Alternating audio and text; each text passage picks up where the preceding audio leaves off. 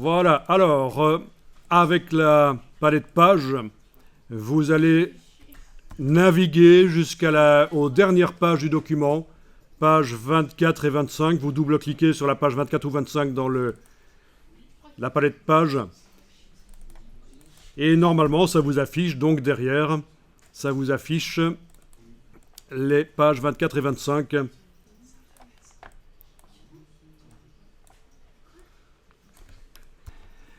Alors ici, sur la page 24, il y a des zones qui ont été prévues pour mettre des images. Donc, 2 images sur la page 24, une image sur la page 25. Les zones, le fait qu'elles soient roses, ça fait partie du document, c'est pas une fonctionnalité de InDesign, c'est que dès le départ, dans les gabarits, dans les modèles de page, on a décidé que les blocs qui vont servir à faire la structure du document, ils seraient de couleur rose.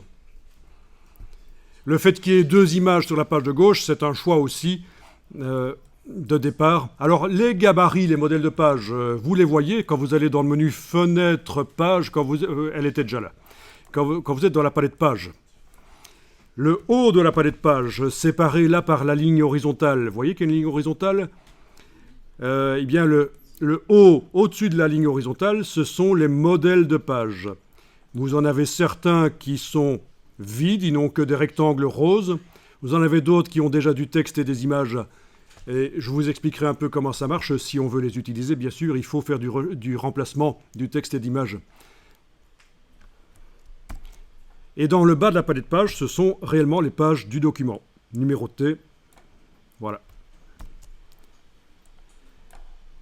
Ok, ce qu'on va faire ici, c'est déjà peut-être aller chercher sur le web des images en rapport avec, vaguement avec le sujet qui est là, parce que c'est juste un exercice.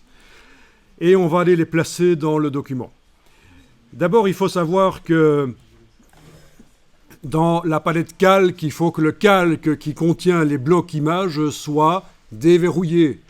Afficher la palette calque, menu fenêtre calque, vous allez voir que le document, ici, a été construit en tirant parti du système de calque, c'est-à-dire différents niveaux de construction. Le but, c'est que quand vous empilez au même endroit différents éléments, vous arrivez facilement à activer un élément parce que vous pouvez verrouiller les autres calques qui ne contiennent pas cet élément. C'est comme dans Photoshop ou Illustrator, le système des calques. Et vous voyez que le calque qui s'appelle Image et texte, non arbitrairement choisi par le créateur du document, c'est pas InDesign qui appelle un calque Image et texte, eh bien il est déverrouillé. Et les autres sont verrouillés. C'est parfait. Ça veut dire qu'on va pouvoir, normalement, avec la flèche noire, déjà tester. Allez-y, flèche noire, cliquez sur le bloc rose. Est-ce qu'on arrive à le sélectionner? On voit des petites poignées qui apparaissent. Super, c'est bien. Ça marche. Bon, ça, c'est une première chose. Mais on va maintenant aller chercher des images sur le web. On va aller chercher des images que vous avez le droit d'utiliser, même pour faire des documents qui vous rapportent de l'argent. Comment ça s'appelle, ces images? Libre de droit, on va même préciser encore plus, du domaine public. Parce que là, on est certain que si c'est étiqueté image du domaine public, une fois pour toutes, on est certain qu'il n'y a rien à payer sur ces images. Alors, je vous encourage aussi, si vous voulez, pour vos documents professionnels par la suite, à faire appel à des banques d'images, faire appel à des photographes, photographier vous-même aussi. Donc je ne vous dis pas qu'il faut systématiquement, pour tous vos travaux, utiliser des images du domaine public. Je vous dis juste qu'il existe sur le web des images que vous avez le droit d'utiliser sans aucun problème, même pour des documents qui vont vous rapporter l'argent, des affiches, des brochures. Alors on va aller faire un petit tour, gardez bien sûr InDesign ouvert, on va aller faire un petit tour dans un navigateur web.